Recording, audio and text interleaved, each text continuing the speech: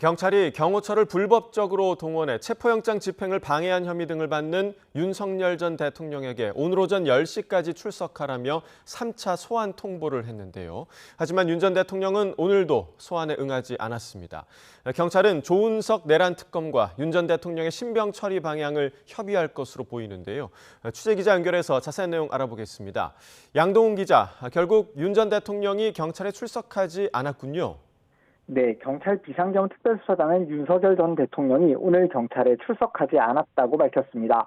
앞서 경찰은 윤 전 대통령이 지난 5일과 12일 소환 통보에 응하지 않자 오늘 오전 10시까지 출석해 조사받으라며 3차 소환 통보를 했는데요. 윤 전 대통령은 그제 경찰의 3차 소환에도 불응하겠다는 취지의 진술서를 제출했습니다.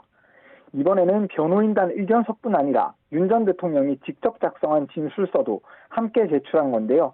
진술서와 의견서에는 범죄 사실 자체가 성립되지 않고 윤 전 대통령은 개입한 바가 없다는 내용이 담긴 것으로 파악됐습니다. 윤 전 대통령 측은 조사를 거부하는 것은 아니라며 필요한 경우 서면 조사나 제3의 장소에서 진행되는 비공개 방문 조사는 응하겠다는 입장이라고 밝혔습니다. 네, 경찰이 수사 중인 윤 전 대통령의 혐의 어떤 게 있습니까? 윤 전 대통령은 고위공직자범죄수사처의 정당한 체포영장 집행을 불법적으로 방해한 혐의를 받고 있습니다. 지난 1월 공수처가 윤석열 전 대통령에 대한 체포영장 집행을 시도했을 때 경호처에 이를 저지하도록 지시한 혐의인데요.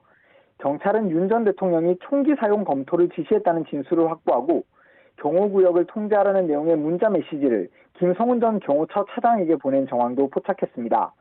윤 전 대통령은 또 지난해 12월 비상계엄과 관련된 군사령관들의 비화폰 정보를 삭제하라고 지시한 혐의도 함께 받고 있습니다.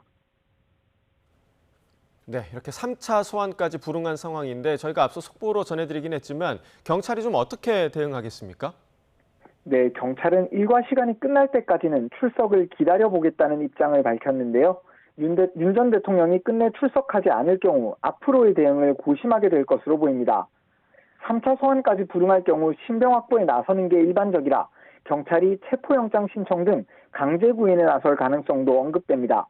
다만 조은석 내란 특검이 아직 준비 기간이 끝나지 않았는데도 김용현 전 장관을 추가 기소하며 빠르게 수사에 돌입한 점이 변수인데요. 경찰은 어제 김 전 장관 관련 수사 기록을 내란 특검에 인계했다고 밝혔는데 윤 전 대통령 신병 처리 방향을 두고도 특검과 협의해 나갈 것으로 보입니다. 지금까지 사회부에서 YTN 양동훈입니다.